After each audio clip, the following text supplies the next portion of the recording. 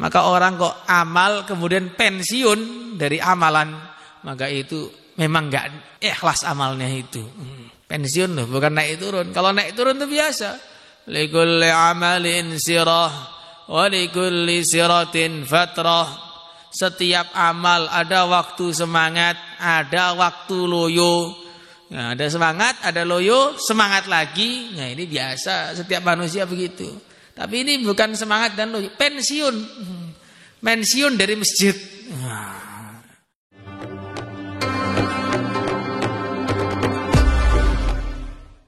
Assalamualaikum warahmatullahi wabarakatuh. Innal hamdalillah nahmaduhu wa nasta'inuhu wa nastaghfiruh wa nu'minu bihi wa natawakkalu alayhi wa na'udzu billahi min shururi anfusina wa min sayyiati a'malina may yahdihillahu fala mudilla lahu wa may yudlil fala hadiya lahu asyhadu an la ilaha illallah wahdahu la syarika lahu وأشهد أن سيدنا ومولانا وسندنا محمدا عبده ورسوله اللهم صل وسلم على سيدنا ومولانا محمد وعلى آله وأصحابه وذرياته والتابعين لهم بإحسان إلى يوم الدين أما بعد وقد قال تعالى في كتابه الكريم والذين جاهدوا فينا لنهدينهم سبلنا وإن الله لمع المحسنين وقال النبي صلى الله عليه وعلى آله وسلم إنما الأعمال بالنيات وإنما لكل امرئ ما نوى ومن كانت هجرته إلى الدنيا يصيبها أو إلى امرأة ينكحها فهجرته إلى ما هاجر إليه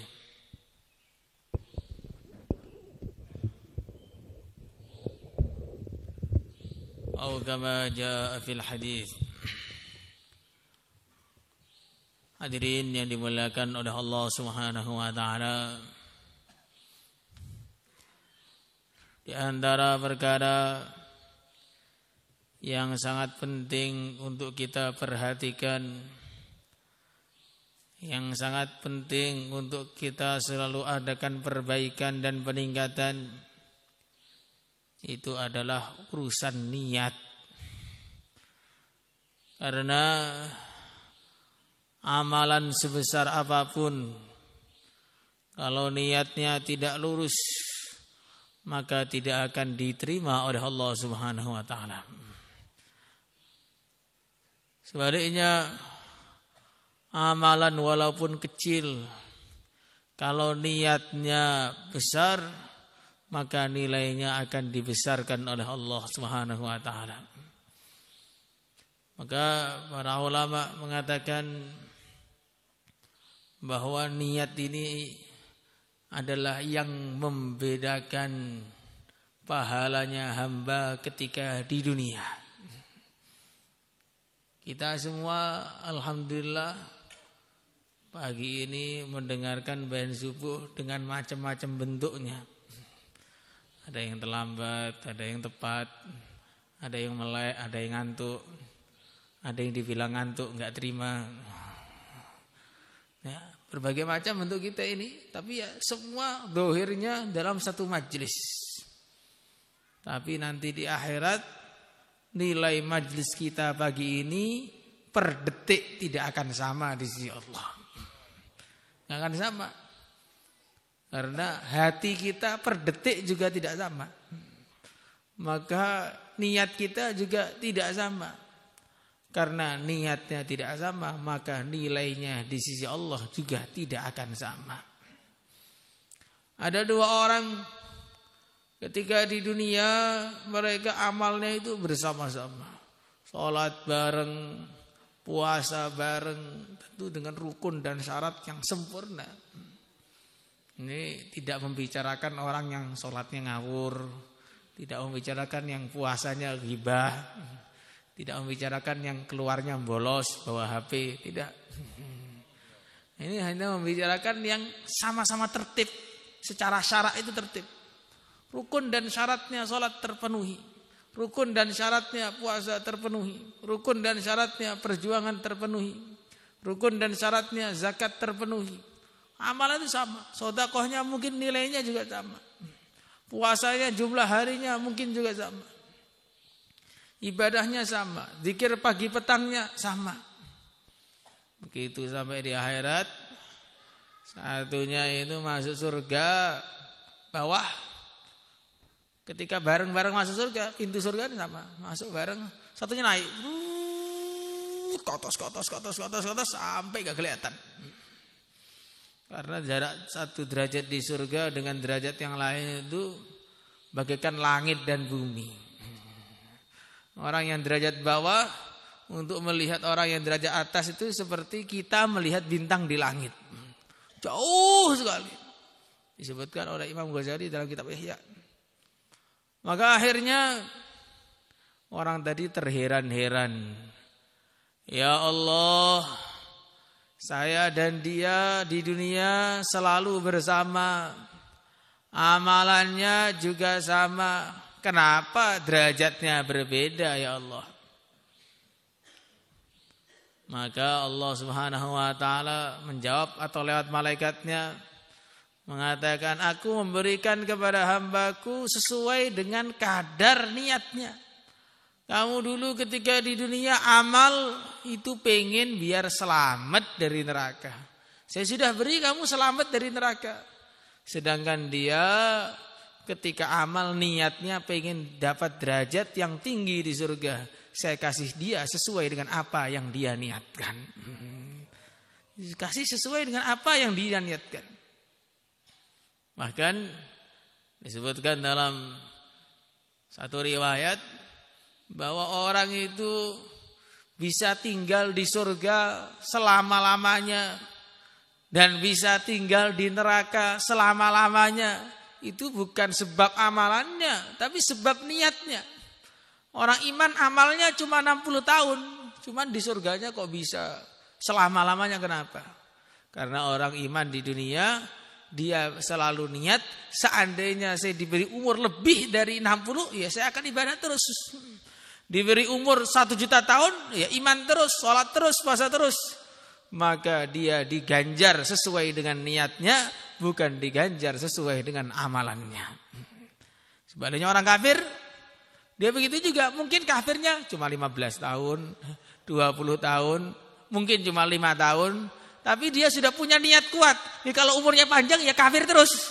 Maka akhirnya walaupun kafirnya cuma 5 tahun, 5 bulan, 5 hari pun dia dihukum di neraka yang selama-lamanya. Karena dia punya niat untuk kafir selama-lamanya. Maka niat itu sangat-sangat penting. Sangat-sangat penting untuk diperhatikan. Dan niat yang tulus itulah yang akan menjadikan amal diterima dan akan mendorong orang menuju amalan yang selanjutnya. Menuju amalan selanjutnya. Maka orang kok amal kemudian pensiun dari amalan, maka itu memang enggak ikhlas amalnya itu. Pensiun loh, bukan naik turun. Kalau naik turun itu biasa. Likulli amalin sirah wa likulli siratin fatrah. Setiap amal ada waktu semangat, ada waktu loyo. Nah, ada semangat, ada loyo, semangat lagi. Nah, ini biasa, setiap manusia begitu. Tapi ini bukan semangat dan loyo, pensiun. Pensiun dari masjid. Pensiun dari perjuangan. Pensiun dari bayar zakat. Pensiun dari sedekah. Pensiun dari wiritan. Mamanya dulu soawal terus, pensiun dari soawal, nggak pernah lihat soawal lagi kecuali pas disalatkan. Pensiun dari berpakaian ala orang Islam, langsung jadi kayak orang di pinggir jalan. Nah, ini kalau pensiun ini, ya ini tanda-tanda amal-amal yang dulu itu memang tidak ikhlas. Karena amalan itu kalau ikhlas diterima oleh Allah, kalau diterima oleh Allah akan mendatangkan amalan yang lain. Alaikum bisidqi fa inna sidqa yahdi ilal bir wa innal birra yahdi ilal jannah. Nabi mengatakan, kalaulah kalian untuk jujur. Jujur itu satu kebaikan. Fa innal birra fa inna sidqa yahdi ilal bir. Karena kejujuran itu akan menunjukkan kepada kebaikan yang lain. Berarti kebaikan itu hasilnya akan mendatangkan kepada kebaikan yang lain. Sebaliknya, keburukan hasilnya juga akan mendatangkan keburukan yang lain. Maka akibat yang terbesar, musibah yang terbesar, hukuman yang terbesar dari orang yang berbuat kemaksiatan adalah dimudahkan oleh Allah untuk maksiat lagi besoknya. Ngantuk yang sekarang menarik ngantuk yang besok. Istilahnya itu mudahnya begitu. Umpamanya orang ngerokok sekarang, besok ngerokok lagi. Ini nggak tahu maksiat atau enggak, yang jelas itu zaman Nabi nggak ada. Jadi cari hadis palsu pun nggak dapat itu rokok itu. Belum sempat bikin orang. Ini hadirin yang dimuliakan oleh Allah Subhanahu wa taala. Maka keburukan yang kita kerjakan dan tidak kita taubati itu akan menarik kepada keburukan yang lain. Kebaikan yang kita kerjakan yang diterima oleh Allah akan menarik kepada kebaikan yang lain. Maka dan kebaikan itu tidak akan diterima tanpa ada niat yang lurus. Maka kita selalu perbaiki niat kita. Setiap sebelum amal kita perbaiki niat kita. Karena amal tanpa niat itu enggak ada nilainya. Man shoma ramadhana imanan wa ihtisaban ghufira lahu ma taqaddama min dzambi. Siapa yang puasa Ramadan dengan iman dan ihtisab. Ihtisab itu nyari pahala. Maka diampuni segala dosa-dosanya. Ini hadis ini walaupun tulisannya, teksnya itu untuk puasa Ramadan, tapi oleh para ulama dipahami diberlakukan kepada semua amalan. Harus ada namanya ihtisab, cari pahala. Orang amal nggak cari pahala, ya nggak dapat pahala. Sampai di akhirat, ya Allah, pahala saya mana? Loh, kamu kan dulu nggak pernah nyari pahala. Nggak pernah nyari pahala. Orang pada duduk, kamu ikut duduk. Orang pada jalan, kamu ikut jalan. Orang keluar, kamu nggak ikut. Jadi inilah yang harus kita kerjakan dalam setiap sebelum amal kita. Yaitu ihtisab. Saya pengen mendapatkan pahala amal ini. Saya duduk di majelis kebaikan pengen mendapatkan pahala majelis kebaikan. Saya berangkat ke masjid jalan kaki biar setiap langkah mengangkat derajat, setiap langkah menggugurkan dosa. Saya berwudu. Nabi SAW bersabda, orang yang berwudu ketika membasuh wajahnya berguguran dosa dari wajahnya, dari matanya. Kalau membasuh tangannya berguguran dosa keluar dari ujung-ujung kukunya, dari bawah-bawah kukunya. Sehingga selesai dari wudu bersih dari semua dosa. Kalau wudunya begini nggak bakal cepet-cepet. Karena wudu sambil membersihkan dosa nggak mungkin cepet-cepet. Saya sholat disebutkan dalam satu hadis, disebutkan oleh Hafidz Mubarakfuri dalam kitabnya, bahwa kalau orang itu sholat ketika ruku dosa-dosanya berjatuhan, ketika sujud dosa-dosanya berguguran, selesai sholat bersih dari semua dosa. Maka akhirnya ruku dan sujudnya itu lama karena biar pengen menjatuhkan dosa-dosa yang ada dalam tanggungan dia itu. Kadang-kadang sujud kita lama juga tapi ketiduran. Tapi kalau yang ini ya nilainya beda jadinya, ketiduran bukan niat. Maka niat itu sangat penting sekali. Al-Imam Al-Qurtubi beliau mengatakan, kamu tidak menemukan orang yang sombong kecuali karena dia ini sedikit sholatnya atau enggak pernah sholat. Karena sujud itu tidak mungkin berkumpul. Sujud itu puncak ketawaduan, tidak mungkin berkumpul dengan kesombongan. Loh, saya sudah sujud tiap hari, kok masih sombong? Karena sujud Anda tidak ada niat. Karena sujud tidak ada niat. Kalau sujud tuh merasakan, ya Allah, ini anggota paling mulia dari tubuh saya. Ini wajah saya tempelkan ke tempat paling rendah. Saya tempelkan ke tanah demi mendapat ridhamu ya Allah. Maka habis sujud tuh langsung ada perubahan.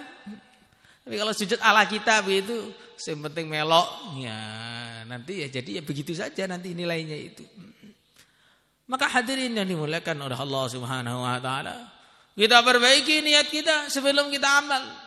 Kita perbaiki niat kita di tengah-tengah kita amal pun kita perbaiki lagi.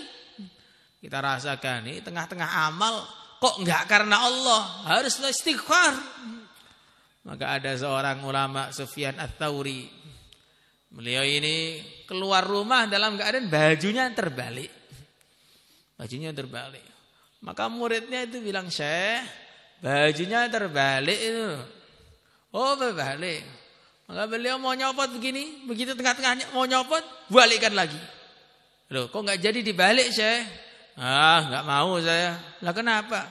"Saya tadi itu pakai baju sudah karena Allah, masa saya rubah hanya karena kamu saja." Jadi namanya perbaikan amal, perbaikan niat tengah amal. Jadi mau ingat, saya tadi makanya karena Allah kok. Sekarang pengen rubah penampilan gara-gara makhluk, apa gunanya? Ini perbaikan niat. Di tengah-tengah amal kita perbaiki juga. Tengah-tengah kita keluar, tengah-tengah kita sholat, tengah-tengah kita zikir, tengah-tengah kita sedekah. Kok ada niat-niat yang tidak baik atau niat tidak hadir di situ, segera kita hadirkan niatnya. Perbaikan niat setelah amal. Maksudnya bagaimana? Kalau amal tadi belum ikhlas karena Allah, kita istighfar biar amal tadi diampuni oleh Allah. Bukan biar diterima, biar diampuni oleh Allah. Karena amal tidak ikhlas itu bagian dari kesyirikan. Ya, kesyirikan itu ya diampuni oleh Allah kalau kita istighfar dan kita masih orang Islam. Riya itu bagian dari keburukan, kemaksiatan. Nah, kita istighfar. Nah, ini banyak yang habis dari keluar nih. Istighfar, keluar gak dapat taskilan itu istighfar. Karena apa? Orang itu kalau keluar kok gak dapat taskilan, tanda-tanda keluarnya gak beres. Tanda-tanda keluarnya gak beres. Nabi Nuh itu juga dakwah panjang gak dapat taskilan, Ustaz. Nah, santri-santri yang pintar jawab. Kita jawab juga, ini beda. Pada zaman dulu itu memang hidayah itu dibikin oleh Allah Subhanahu wa taala, sedikit saja orang dapat hidayah. Sedangkan zaman sekarang itu pengikutnya baginda Rasulullah Sallallahu Alaihi Wasallam adalah yang terbanyak. Lah kok kita ini katanya ikut dakwahnya baginda Nabi, kok tahsilannya nggak banyak? Itu mesti ada yang nggak benar. Bukan ada, banyak yang nggak benar. Kalau ada itu kayaknya kok terlalu soleh, banyak yang nggak benar. Taklimnya kurang, wiridannya kurang, atau nggak taklim sama sekali. Maka ada seorang itu datang setelah keluar kepada Masyaikh, marah-marah dia. Katanya dakwah ini bikin ada perubahan dalam hati saya. Saya sudah dakwah 4 bulan begini saja. Maka Masyaikh tanya, Fulan, lah kamu ini selama 4 bulan ini berapa kali taklim? Wah, dihitung terus 1, 2. Oh, kok 2 saja ya ternyata. 120 hari itu 2 saja. Jaulannya berapa kali? 1 saja. Lah kamu itu bukan keluar kalau begitu, hanya pindah tempat tidur dan makan. Akhirnya nggak ada perubahan. Ya ada, tambah maju perutnya, tambah tembem pipinya, tambah tipis dompetnya. Ya begitu saja perubahannya itu. Kalau perubahan niat, perubahan hati tidak ada sama sekali. Makanya sampai jadi guyonan. Guyonan yang perlu jadi renungan bagi kita semua yang hadir di sini. Nah, ini orang lama ini. Loh, apa tandanya? Kalau sudah gemuk berarti orang lama. Nanti ini satu guyonan yang mungkin hanya guyonan tapi layak untuk kita jadikan perenungan. Berarti banyak sekali orang yang makin lama berjuang itu bukan imannya yang berkembang, hanya perutnya yang berkembang. Ini makanya jadi renungan bagi kita. Ini bukan menghina orang lama yang ada di sini yang kebetulan perutnya berkembang, karena saya nggak tahu yang mana yang lama, yang mana yang nggak lama. Nah, cuman itu jadi sindiran yang perlu kita renungi bersama-sama. Ternyata di pandangan hamba-hamba Allah itu orang yang lama dakwah itu yang maju hanya perutnya saja. Dan hamba Allah yang ngomong begitu itu digerakkan oleh Allah. Berarti itu nasihat bagi kita. Nasihat bagi kita, yang dimajukan jangan hanya perutnya, perjuangannya, fikirnya, imannya harus dimajukan juga. Insyaallah semangat hadirin. Maka ada orang itu gemuk, ketemu sama Sayyidina Umar, dinasihati ngengkel. Apa ini kok maju sekali? Maka dia ngengkel. Barakatun minallah. Ini barokah ini Amirul Mukminin kok diprotes. Maka Sayyidina Umar langsung mengatakan, dinasihati kok ngengkel. Iyyakum wal fitnah. Jauhilah kalian dari perut yang besar. Fa innaha muksilatun lis-shalah, mufsidatun lil badan, murisatun lis-saqam. Jauhilah kalian dari perut besar karena mendatangkan kemalasan. Kemudian mendatangkan penyakit, merusak bentuk tubuh. Laki-laki jadi hamil soalnya. Dan hamilnya lama. Kalau perempuan kan cuma 9 bulan. Ini terus tambah lama tambah besar. Muksiratun lis-shalah, menjadikan orang itu malas sholat. Coba kita rasakan waktu kurus dan waktu gemuk itu kan nanti bangun tahajud itu lebih mudah waktu kurus. Kalau waktu gemuk itu berat. Ngumpulkan nyawa dulu, ngumpulkan tenaga dulu. Enggak kumpul-kumpul tidur lagi. Hadirin yang dimuliakan oleh Allah Subhanahu wa taala, kita perbaiki niat kita setelah amal dengan cara istighfar. Niat kalau diizinkan oleh Allah amal lagi, lebih baik lagi, lebih ikhlas lagi, lebih sungguh-sungguh lagi. Insyaallah semuanya hadirin. Idza faraghta fansab. Orang itu tidak boleh ada waktu kosong. Selesai dari satu amalan, segera bergerak menuju amalan selanjutnya. Karena waktu kosong, waktu senggang adalah kesempatan terbaik bagi setan untuk menggoda manusia. Maka orang kok banyak maksiatnya, itu mesti biasanya waktunya kosong. Enggak ada kerjaan ini, enggak ada kerjaan itu, akhirnya kerjaannya maksiat. Pencuri-pencuri, atau orang-orang yang pacaran, atau orang yang macam-macam lah. Itu semua itu karena waktunya kosong. Enggak digunakan zikir, enggak digunakan ibadah, enggak digunakan berjuang. Akhirnya dia gunakan waktu dia untuk maksiat. Ketika orang itu tidak taat, ya akhirnya maksiat. Maka sibukkanlah diri kita dalam ketakwaan. Gak perlu istirahat, karena istirahat kita itu di kuburan bukan di dunia. Santri-santri langsung masuk kelas, langsung absen. Begitu baru nanti jadi santri yang baik. InsyaAllah semuanya. Gak mau insyaAllah jadinya. Perasaannya masih libur sehari lagi. Hadirin yang dimuliakan oleh Allah Subhanahu wa taala.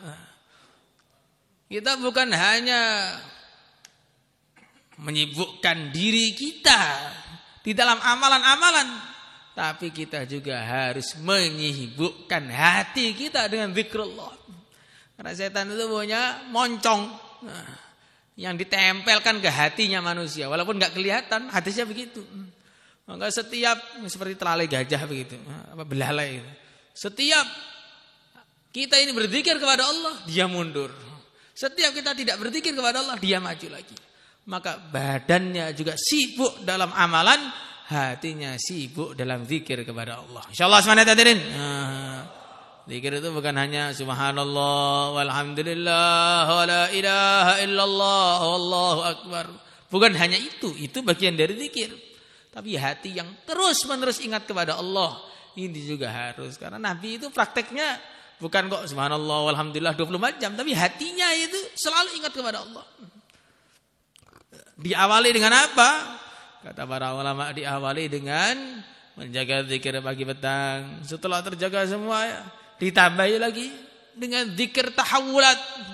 Apa zikir tahawulat? Zikir perpindahan dari satu keadaan ke keadaan yang lain. Masuk WC, keluar WC, mau tidur, bangun tidur, masuk masjid, keluar masjid, naik kendaraan, turun dari kendaraan, masuk rumah, keluar rumah, mau makan, habis makan. Nah, ini namanya zikir tahawulat. Setiap keadaan berubah dari A kepada B, nah itu harus berzikir. Nanti akhirnya targetnya 24 jam zikir. Kalau hatinya 24 jam zikir, badannya 24 jam taat kepada Allah, maka nanti akhirnya kita ini akan terjauhkan dari godaan-godaan setan. InsyaAllah semuanya hadirin. Maka dari teman-teman yang niat untuk meluangkan waktu 4 bulan 40 hari, silakan ke selatan. Monggo. Tambah masa, sisa masa silakan. Kurang lebihnya minta maaf. Assalamualaikum warahmatullahi wabarakatuh.